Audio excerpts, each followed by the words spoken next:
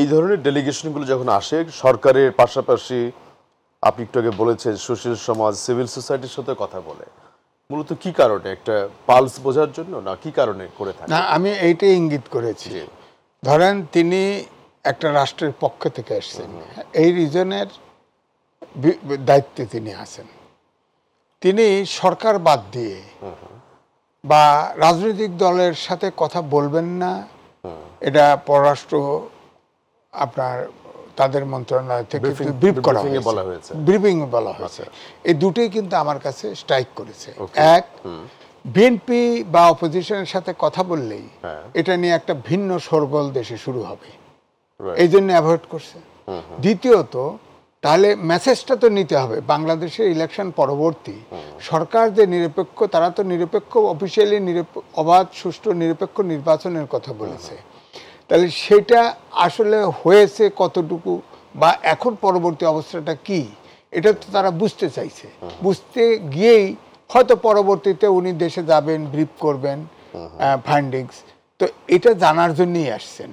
এখন ধরেন একটা স্টেট টু স্টেট যখন ভিজিট হয় অনেক এজেন্ডা তো থাকে, কিন্তু ধরেন যেমন এশিয়া প্যাসিফিক রিজনে বলছে যে এ ব্যাপারে আমেরিকা তাদের একসাথে কাজ করবে।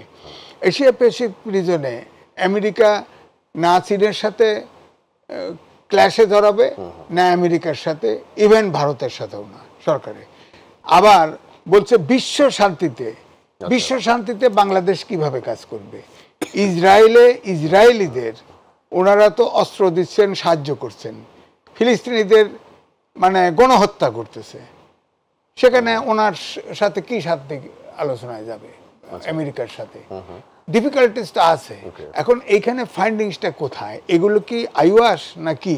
এছাড়া ধরেন বাংলাদেশের রাজনীতির চেয়ে বেশি আগ্রহ কি ইন্টারন্যাশনাল অন্যান্য ক্ষেত্র নিয়ে আলাপ করা, যেটা অফকোর্স, কারণ আমেরিকা যতই বলেন চীনের যে আপনার আধিপত্য সারা বিশ্ব জুড়ে, এতে একটা চাপে পড়েছে তারা। এখন ছোট ছোট দেশও, অনেক দেশই কিন্তু আমেরিকার আধিপত্যকে মানতে চায় না। যেমন আজকে ওবায়দুল কাদের সাহেব বলছে যে কারো রক্তচক্ষু মানি না, কোনো ভিসা নিষেধাজ্ঞা কিচ্ছু মানি না, ইত্যাদি ইত্যাদি কইছে। এই যে কিন্তু ভিসা নিষেধাজ্ঞা কি আসলে কোনো ইমপ্যাক্ট তৈরি করতে পেরেছে? না, ইমপ্যাক্ট হচ্ছে যে এটা হলো ওবায়দুল কাদের সাহেবের ভাষায়, উনি এখন বলেছেন এটা তো তলে তলে কাজ হচ্ছে, যার লেগেছে সে বুঝতেছে। আচ্ছা, আমরা তো বুঝতে পারতেছি না, কারণ এটা তো বলা হচ্ছে যে ব্যক্তিকে নিষেধাজ্ঞা দেওয়া হবে তিনিই জানবেন। সুতরাং আপনি নিষেধাজ্ঞা পেয়েছেন কিনা আমি তো জানি না, সুতরাং আপনার কাছে খবর আছে। এখন আপনাকে দেখতে হবে যে আমাদের দেশে যারা ধরেন টাকা পাচার করেছে, দুর্নীতি করেছে বা মানবাধিকার লঙ্ঘন করেছে, তাদের ভিতরে আচরণের কোনো পার্থক্য যার লক্ষ্য করবেন, মনে আমরা ধরে নেব যে তার উপরে বোধহয় প্রয়োগ হয়েছে। তবে এটা তো দৃশ্যমান জিনিস না, এটা বোঝা যাবে না। এখন তাদের মতো করে তারা পলিসি অপারেট করছে। কিন্তু আমার কাছে মনে হচ্ছে যে ডোনাল্ড লুর ভিজিটটাকে যেভাবে পলিটিশিয়ানরা উড়িয়ে দিচ্ছে, ধরেন আমি নোট করলাম ওবায়দুল কাদের সাহেব বলছে ভিসা নীতি নিষেধাজ্ঞা পরোয়া করি না, লুকের দাওয়াত করে আনা হয়নি। এই শব্দটা একটা টন্টিং। সে এই রিজনের দাওয়াতে আমেরিকার পরাশক্তির সে অ্যাসিস্ট্যান্স, এই শব্দটা উচ্চারণ না করলে রুটিন অফিশিয়াল ভিজিট, যেটা তার অফিশিয়াল ভিজিট বললে হয়তো ভদ্র ভাষা। তাকে দাওয়াত করে আনা হয় নাই, তো তার ঠেঙায় বিদায় করবেন? হ্যাঁ, ব্যাপারটা তো টন্টিং। আমি বলছি শব্দটা ঠিক হয় না। হ্যাঁ, দ্বিতীয়ত ডোনাল্ড লুকে বিএনপি উপরে পাত্তা না দিলেও তলে তলে আবার কি করে কে জানে, কি জানে, তার ভিতরে বিরাট সন্দেহ আছে। লু এই ঘুরতে গিয়ে কোন খেলা খেলে এটা তো বলা মুশকিল। যেমন পাকিস্তানেও এরকম সহযোগিতা উন্নত করার কথা কয়ে গেছে, ইমরান খানকে ফেলাই দিছে। তো এই জন্য ওরা তলে তলেই করে, ওরা তো আমেরিকা পরাশক্তির অপারেশন।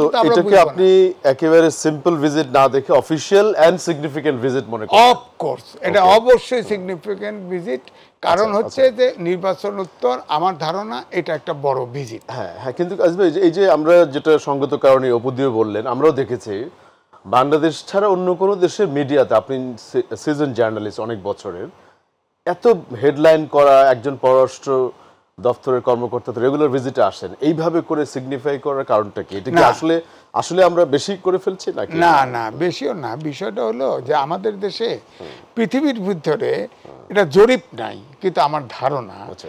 এদেশের কমপক্ষে 80% মানুষ রাজনীতি খবর জানতে ইচ্ছুক।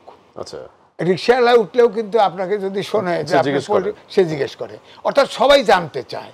এখন বিশেষ করে মিডিয়া বা জার্নালিজমের সাথে জড়িত থাকলে আরো জিজ্ঞেস করে। আচ্ছা, তো এই জন্য ধরেন পত্রিকাগুলি পাঠক তো জনগণই, সুতরাং তাদের খোরাক হিসাবে আচ্ছা, হয়তো পাঠকদেরকে ধরে রাখা, তাদেরকে চাঙ্গা রাখা। দুই হচ্ছে এখন তো আসলে প্রকৃত অর্থে ওইভাবে নিউজ নাই, কিন্তু তেমন কোনো নিউজ কোন নাই। নিউজ নাই। সুতরাং লু দেশে ডোনাল্ড লু আসছে, আসছে, এটা একটা বড় নিউজ। একটা যেহেতু আগে তার যেটা অ্যাম্বাসেডর দিদিও বলেন বড় করে ছবি দিয়েও ছাপছে, হেডলাইন হ্যাঁ, করা হচ্ছে। তবে এটা ঠিক, এটা একটু রেস্টুরেন্ট হলে ভালো হয়, কারণ Right. একটা অ্যাসিস্ট্যান্ট পড়াশোনা তিনি তো আর পলিসি মেকার না, হয়তো প্রেসিডেন্ট উনি ওনার অবজারভেশন গুলো যে শেয়ার করেন, ব্রিফ করেন, সেটাই আর কি। হ্যাঁ, উনি যেটা ব্রিফ করে ঠিক আছে, এটা একটা ফার্স্ট পেজেই দিক আমাদের না, বাংলাদেশে। যেমনটি আমরা উনি ইন্ডিয়া এবং শ্রীলঙ্কা ভিজিট করে আসছেন, আমরা তো ইন্টারন্যাশনাল মিডিয়া গুলো ফলো করছি, সেখানে কিন্তু এরকম চমকপ্রদ কোনো আপডেট তারা নেই। নিউজ দিয়েছে, কিন্তু আমাদের মতো ডিসপ্লে দেয়। এক্স্যাক্টলি, আমাদের মতো আমরা ডিসপ্লে দেয় বাকি না। আলাপগুলো একটু কারণ বিরতি। হচ্ছে আমি এখানে বলি যে ইন্ডিয়া এবং ইভেন শ্রীলঙ্কা তো অনেকটা দেউলিয়া হয়ে গেছিল, আবার ইমপ্রুভ ওদের গভর্নর কিন্তু টেনে তুলে ফেলছে, এদের ইমপ্রুভ করে তারা আবার কিন্তু একটা জায়গায় আসছে, চলে আসছে। রাইট। তো এখন ওদের যে ফরেন পলিসি, এখানে কিন্তু বাইরের লোক হস্তক্ষেপ করার স্কোপ রাইট, আমরা বাকি